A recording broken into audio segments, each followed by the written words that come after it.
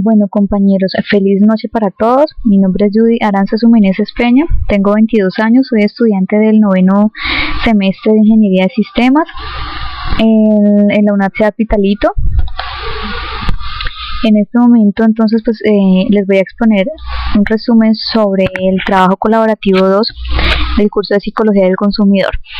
Entonces, en este caso, lo que nos está, lo importante acá, lo más llamativo para resaltar es la importancia del comportamiento del consumidor. Es como el estudio.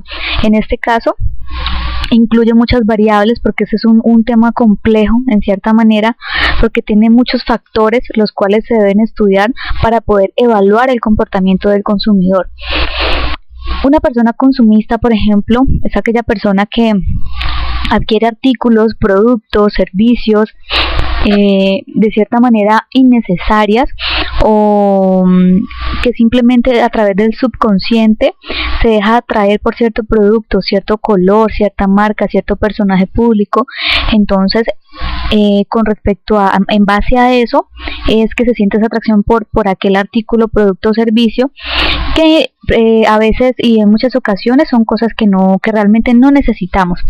Entonces, ¿esto qué hace? Esto lo que hace es quebrantar nuestros proyectos a largo plazo en la parte financiera, es decir, que nosotros nuestro nivel de ahorro realmente no ha sido muy significativo a causa de esto, a causa de ser personas consumistas. La importancia de este curso entonces es que expone unos modelos que sirven para organizar las ideas relativas respecto a los consumidores, identificando las variables que influyen en la elección de estos productos o artículos que cada persona quiere adquirir. Tenemos autores importantes como Clifford, tenemos a Stephen Frosch y a Harriet Bartley, quienes son personajes que resaltaban mucho las formas objetivadas y las formas interiorizadas, la parte de la cultura, ¿sí? Lo que quiere decir que con eso significaba que cada cosa, por ejemplo la cultura,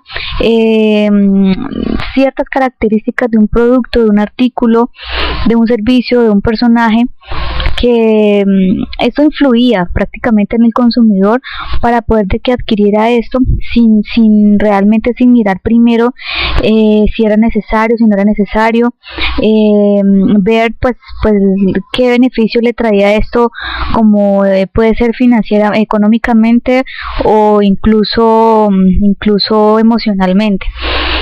Entonces ellos se basaban mucho en la cultura, más bien en la cultura, por ejemplo en el simbolismo, lo que son las formas interiorizadas y exteriorizadas, ¿sí? Entonces, por ejemplo, culturas exteriorizadas significa los estudios culturales que permiten tener una visión integral de ciertos aspectos o productos que le llamaban la atención al consumidor, ¿sí? Entonces, es decir, que cada persona se dejaba llevar por ciertas características o apariencias. Entonces ellos realmente argumentaban respecto a esto. Ahora pasamos, por ejemplo, a las variables que inciden en la conducta del consumidor. Yo por mi parte he analizado, he concluido que tiene que ver con la cultura, la subcultura y la clase social. La cultura quiere decir que son las creencias, las artes, las normas morales, las leyes, las costumbres y otros hábitos adquiridos por el hombre, ¿no? Entonces, eso se trata en la cultura. Ahora la subcultura son segmentos de determinada cultura que poseen valores, costumbres y otras formas de conducta. Esa es la subcultura. Y la clase social, como podemos ver acá, entonces se refiere a los miembros de una sociedad que se clasifican unos con otros en diversas posiciones sociales.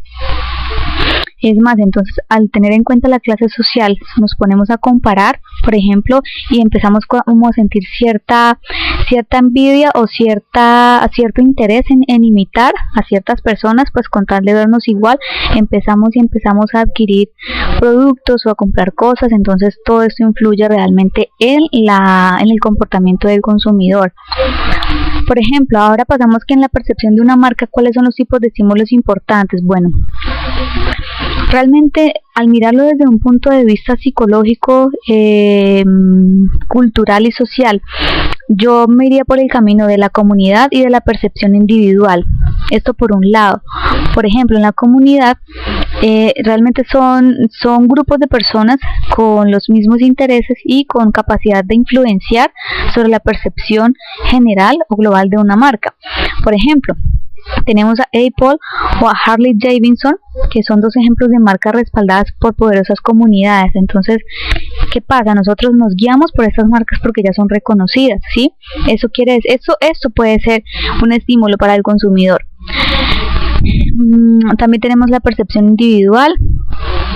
Aquí se pueden ver las diferenciaciones y esto tienen consecuencias, ¿no? Dice acá que la llave para abrir la puerta de la percepción individual de una marca es en la mayor parte de los casos la diferenciación. Comenzamos a clasificar y a mirar qué nos gusta, qué no nos gusta o qué es lo mejor, y así mismo todo esto influye.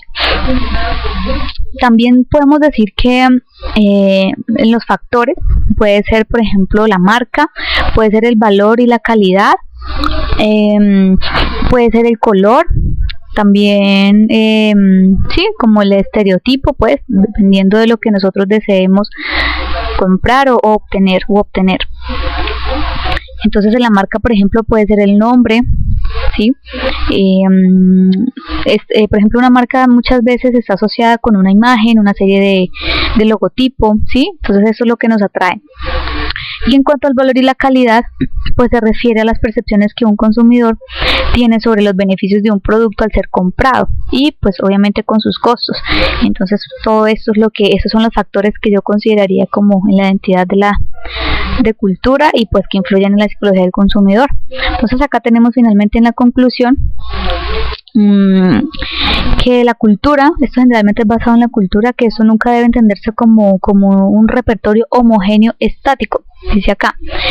Al contrario, pueden tener zonas de estabilidad y persistencia y zonas de movilidad. Entonces, lo que nos quiere decir todo esto es que todo se mezcla con todos los factores y con todas las percepciones que tenemos sobre el comportamiento del consumidor. Entonces todo lo anterior mencionado, como la cultura, subcultura, los estímulos y los factores, entonces todo esto es lo que conlleva al punto final para nosotros definir la psicología precisamente del consumidor, cuál es el objetivo o qué es lo que lleva a que una persona sea consumista. Entonces todo esto nos puede ayudar mucho para poder definir o para poder clasificar y dar una respuesta precisa a la manera de qué es lo que una persona consumista, o sea, cuál es la manera de pensar de esa persona. Entonces eso sería todo, compañeros, muchas gracias.